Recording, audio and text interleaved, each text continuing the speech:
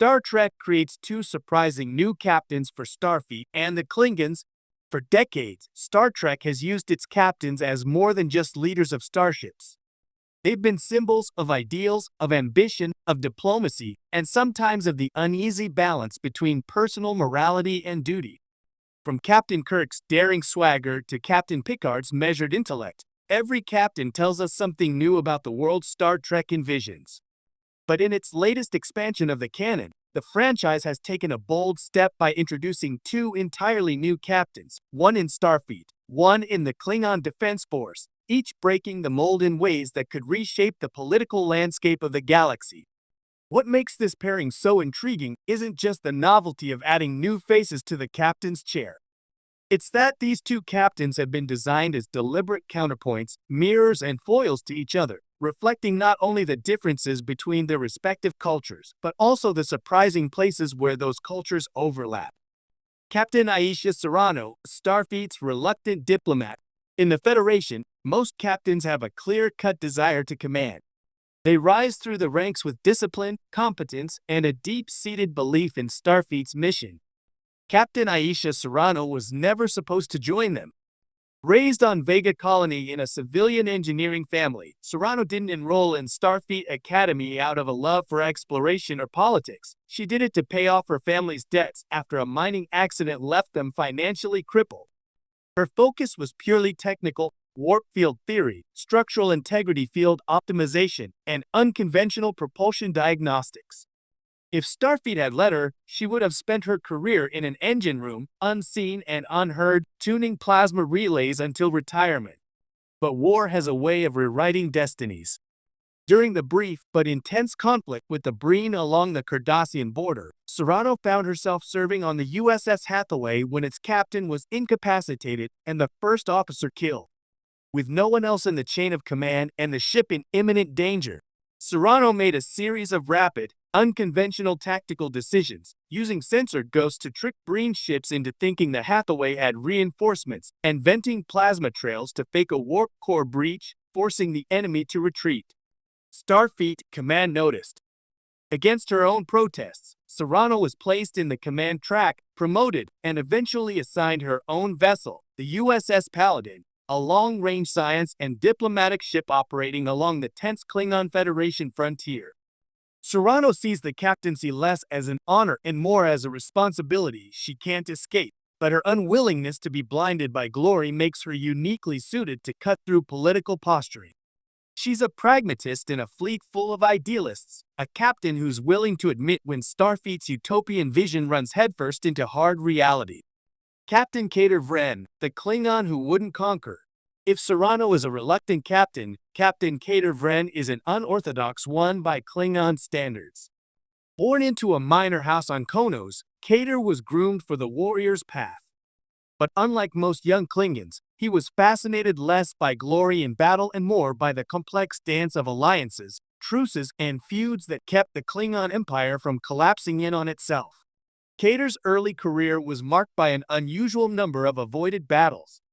Where other captains would rush into conflict to claim honor, Kedar learned to win without firing a shot, forcing rival houses to negotiate by cutting off their supply lines or winning over their allies.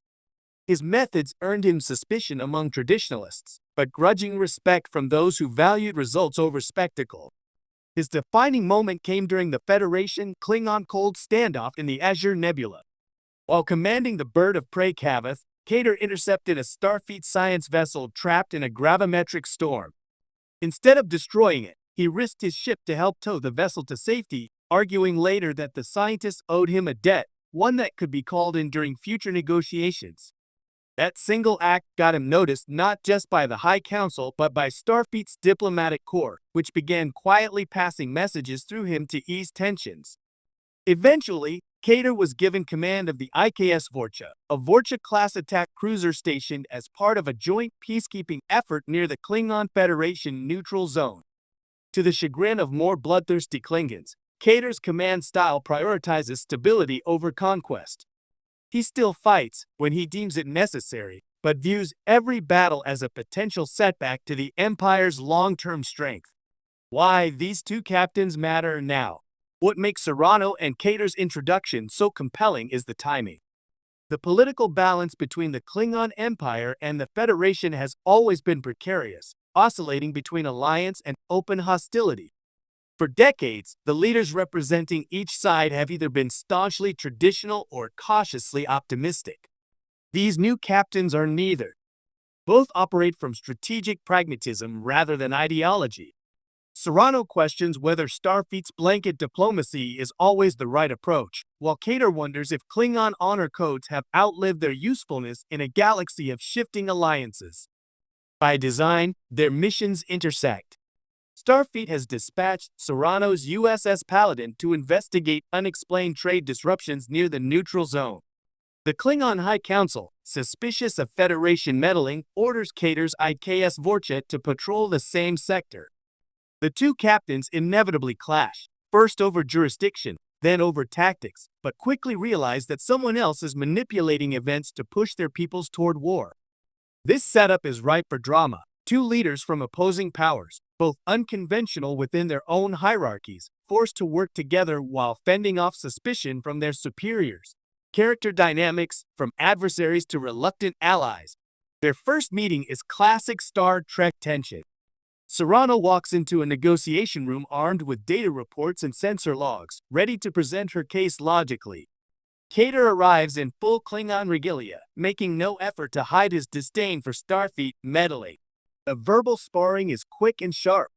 Serrano accuses the Klingon Empire of intimidation tactics disguised as routine patrols. Kedar fires back that Starfleet's scientific surveys are just espionage in softer clothing. Neither captain blinks. Neither gives ground. But when the disruptions escalate into targeted raids against both Federation and Klingon convoys, they recognize a mutual enemy. From there, their partnership evolves into something rare for interstellar politics: respect without friendship. They still don't agree on fundamental values. Serrano sees Kedar's willingness to use fear as a negotiating tool as manipulative, while Kedar thinks Serrano's tendency to second-guess orders is a dangerous weakness. But they both understand the value of a commander who can read between the lines. The broader impact on Star Trek's universe. The introduction of these captains isn't just about adding new faces, it's about shaking up the way Star Trek handles interfaction storytelling. Historically, Klingon characters in Star Trek either serve as antagonists Kang, Koloth, the Dura sisters, or as Federation-aligned allies Worf, Martok. Kedar occupies a rare middle ground, loyal to the Empire, distrustful of Starfleet, but unwilling to risk GST.